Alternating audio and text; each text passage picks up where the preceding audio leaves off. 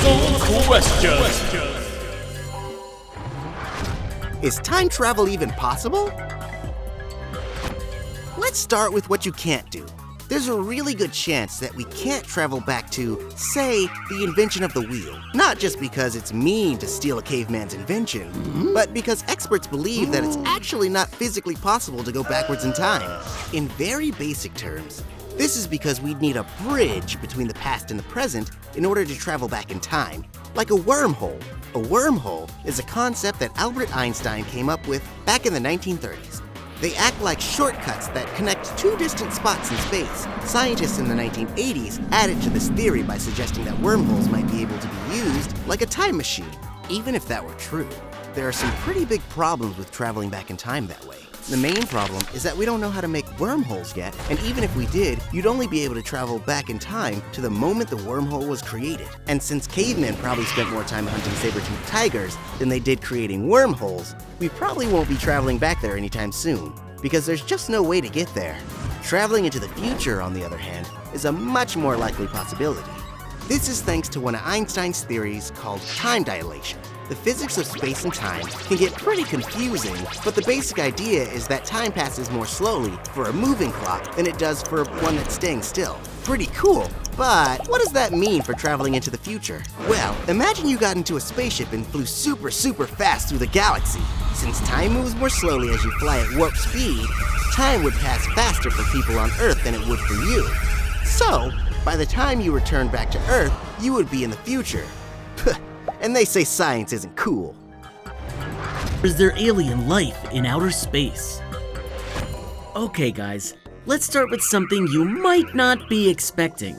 There's actually a pretty good chance that aliens do exist. Space is so enormously huge that the chance of there being intelligent life somewhere in outer space is pretty good.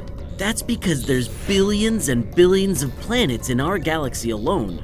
And some of those are considered Earth-like by NASA because they have a lot of the same conditions as Earth. Scientists have been searching for Earth-like planets that can support life, and they're finding some pretty cool stuff. In 2015, a NASA mission found the first planet that might be a candidate for supporting life. The terribly named planet Kepler 452b, which they're calling Earth 2.0, is about the same size as Earth and is the right distance from its sun to support intelligent life. It likely even has a rocky surface that could support water and plants. And Earth 2.0 isn't the only candidate for alien life. As recently as February 2017, NASA discovered 7 more Earth-like planets while searching through space. Okay, so there's a planet out there that's really similar to Earth, but what does that have to do with aliens? To understand that, you need to know the basic ingredients that create life on Earth. Water, basic elements like carbon or nitrogen, and an energy source like the sun. It doesn't matter if you're talking about a microscopic bug or a big blue whale, all life on Earth is created using these same general ingredients. That's why scientists have focused on planets that are Earth-like. If all the ingredients that we know can create life are there, then maybe, just maybe, they'll find aliens. So have we found alien life yet? No, we haven't, but space is a really big place, and our instruments for searching the galaxy are pretty limited today. So it's likely that aliens exist somewhere in space. It's just gonna take lots of searching to find them. And that won't stop us from trying. Maybe the coolest attempt so far happened in 1977 when NASA launched a space probe called Voyager 1. The probe was launched carrying a golden record for an alien civilization to find and listen to.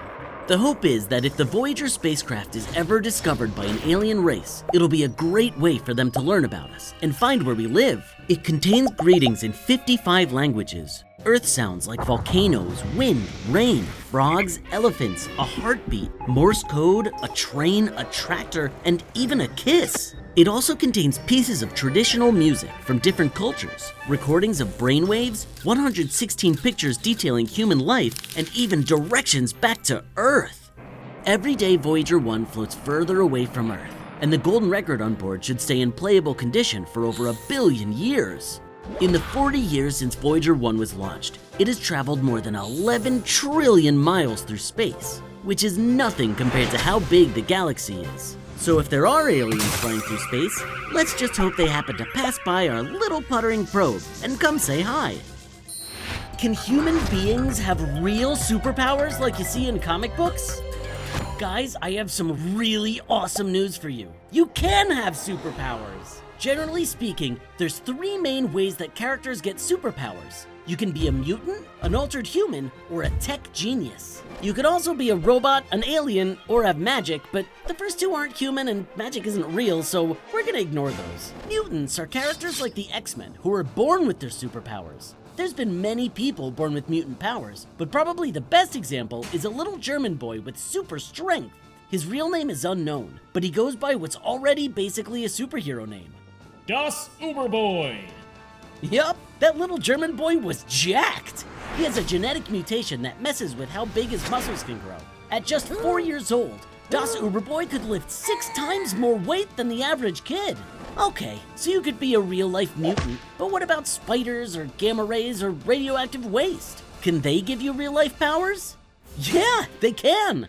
Altered humans like Spider-Man or Captain America are characters who somehow gain their superpowers after birth, usually in some scientific mishap. Cutting-edge science is showing that there may actually be a way to change someone's DNA and give them superpowers in real life.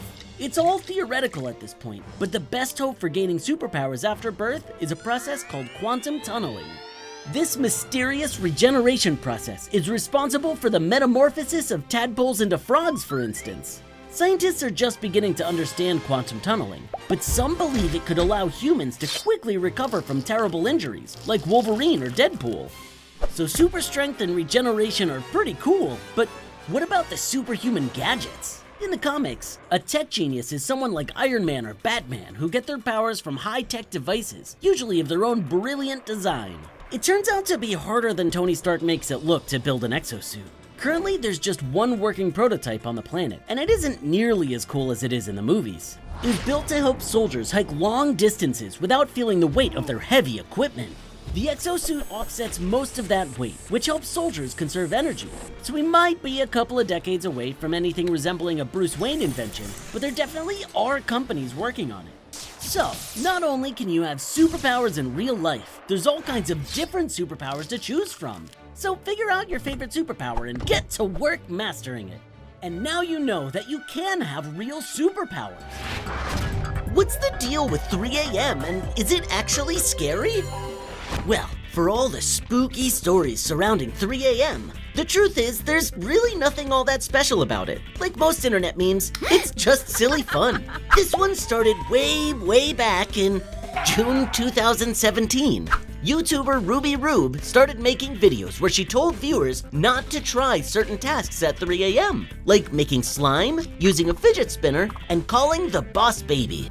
Since then, do not try this at 3 a.m. and other videos in this style have popped up all over YouTube, spreading the superstition that scary things can happen at 3 a.m. So long as you film it and put it on YouTube. But superstitions like these go back way further than YouTube videos.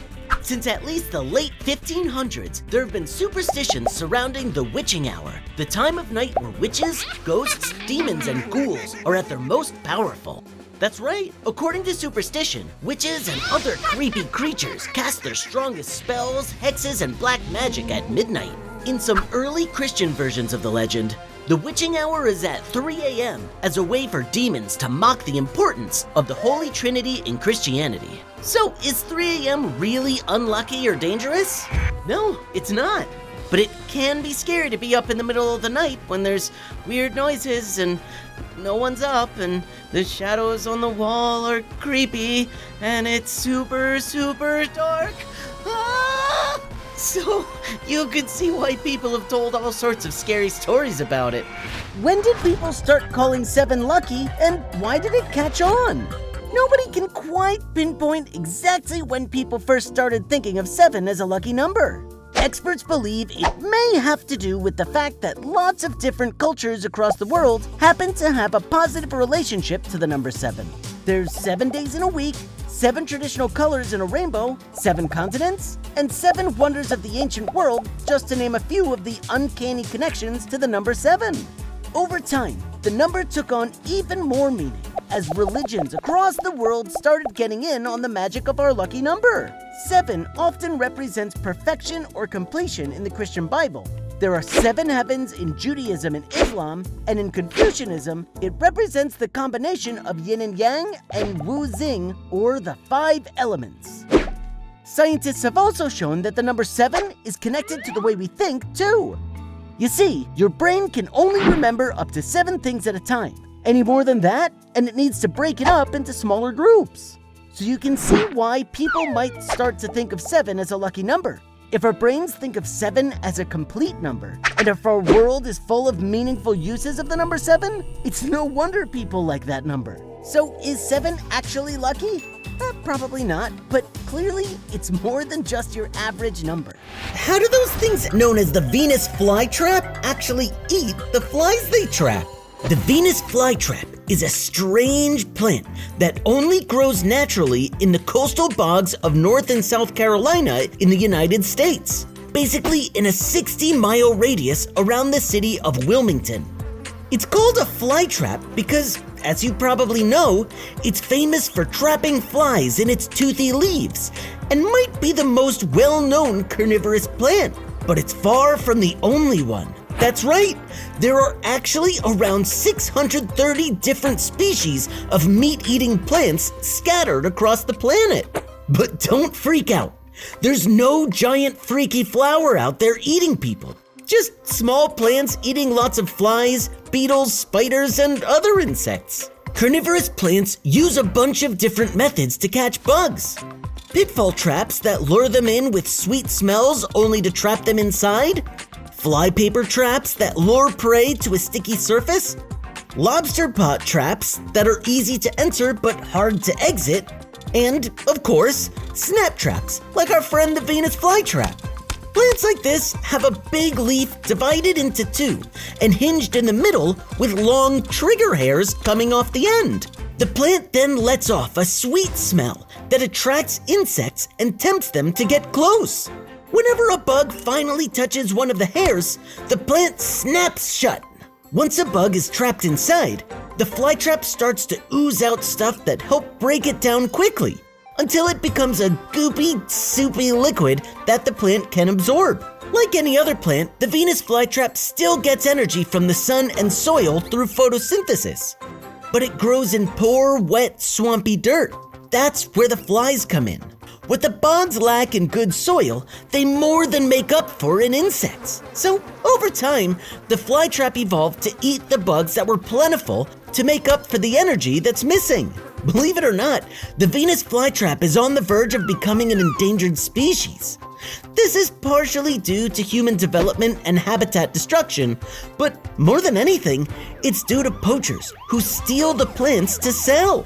So, while they may seem pesky, thorny, or even downright mean, Venus flytraps are our friends, and we should make an effort to keep them safe. At least in the real world. Game over. Have you ever stopped and wondered why so many of us love to be scared? Experts can't say for certain, but most believe that we love scary stories, movies, and even frightening experiences because, deep down, we know in the back of our brains that we're in no real danger. You see, most of the time, our minds do a pretty good job of sorting out real risks from imaginary ones. As we grow up, we learn to instinctually understand the difference between real and fake. That's why so many of us can have fun walking through a haunted house attraction at a theme park or watch a super scary movie with all the lights off. We know that there's no real threat. Worst case scenario, you'll give yourself a nightmare. But even in the scariest moments, you know deep down that it's all fun and games. Sure, the physical reaction to a scary scene might feel like the real thing. Your heart will probably beat faster, your hair might stand on end, you might shudder or shiver, and you might even scream bloody murder. But there's a couple key differences to a fake scare that keeps us having fun without true terror setting in. You see, when you're scared for real or for fun, your fight or flight instinct kicks in. When that happens, your body releases all kinds of hormones and adrenaline to help you through the scary situation. But the chemicals released are different depending on if the fear is real or make-believe. In a real-life scary situation, your body releases hormones that help make you stronger, faster, and much more aware in the moment to help you survive your spine-chilling circumstances. But when you're just watching a movie, your body releases different hormones that just make you feel good. Experts think that's one of the big reasons lots of us laugh after a big spooky scene in a movie or after a jump scare at a haunted house. Our body is pumped full of a feel-good chemical called dopamine. Of course, that's not the case for everyone. Some people hate getting scared, no matter what. Why? Well, no one can say for sure, but lots of experts think it's because their bodies don't release as much dopamine when they're scared. With less dopamine coursing through their veins, they literally get all the scares without any of the fun. No wonder they don't want to watch that horror movie on Halloween. So, next time your friend is cowering in the corner as you fire up your favorite scary show, maybe just throw on a comedy.